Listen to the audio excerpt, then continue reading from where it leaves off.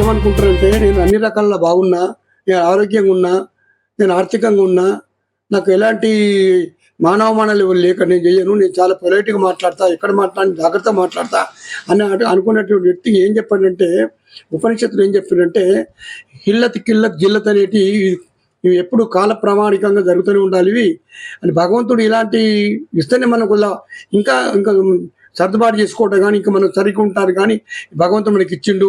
అసలు హిల్లత అంటే ఏంటిది? హిల్లత అంటే మనకు అన్ని రకాలలో బాగుంది. మనకు ఆర్థికంగా ఉన్నాం, ఆరోగ్యంగా ఉన్నాం. నేను ఇప్పటివరకు నేను టాబ్లెట్ వాడలేదు, నేను ఏది వాడలేదు. నేను చాలా చక్కగా ఉన్నా, చాలా బ్రహ్మాండంగా ఉన్నా, నాకు ఎటువంటి ప్రాబ్లం లేదు.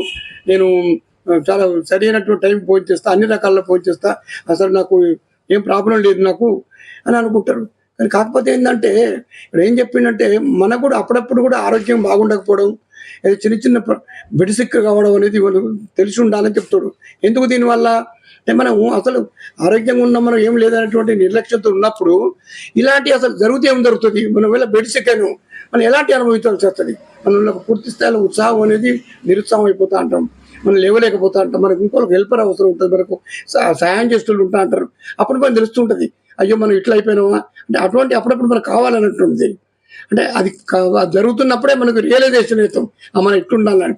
కిల్లత్తు అంటే పర్వాలేదండి, నాకు నేను ఇలా హెల్తీగా ఉన్నా, నేను మన ఆర్థికంగా బాగున్నా, నా బ్యాంకుల దగ్గర ఒక 1-2-3 కోట్ల రూపాయలు క్యాష్ ఉంటుంది బ్యాంకులో, నా ఫోన్లో ఉంటుంది, నా పర్సనల్ కూడా డబ్బులు ఉంటాయి, నాకేం బాధ లేదు, నేను ఎవరు కూడా రూపాయి అడగను, నేను ఎప్పుడు కూడా పర్ఫెక్ట్ ఉంటా. క్యాష్ అడిగేటువంటి ప్రసక్తి నాకు ఉండదు, నేను ఉండను, నేను అడగను అనుకున్న వాళ్ళకి ఏం చెప్పిందంటే, ఎప్పుడన్నా ఒకసారి అసలు ఇంకొకరిని ఇంకా వేరే వ్యక్తిని సామాన్యమైన వ్యక్తిని అంటే మన పరిచయం లేని వ్యక్తినైనా పర్వాలేదు, నువ్వు అవసరం ఒక 100 రూపాయలు 200 రూపాయలు అడిగేటువంటి పరిస్థితి రావాలి.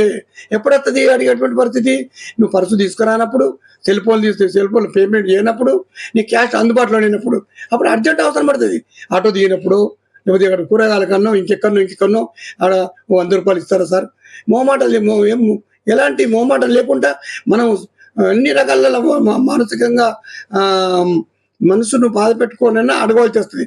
అప్పుడైనా ఇన్ని 50 రూపాయలు, అప్పుడు మనం అరే ఈ 50 రూపాయలు నన్ను అడుగుతుండేంది, ఈయన 60 కోట్లు ఉన్నాడు ఈయన దగ్గర, ఈయన కారు కొత్త కారు నన్ను 50 రూపాయలు అడిగింది అనేటప్పుడు, అప్పుడు ఆ 50 రూపాయలు ఇస్తే ఆయన ఎంతో బాధ కొద్ది తీసుకుంటున్నట్టు.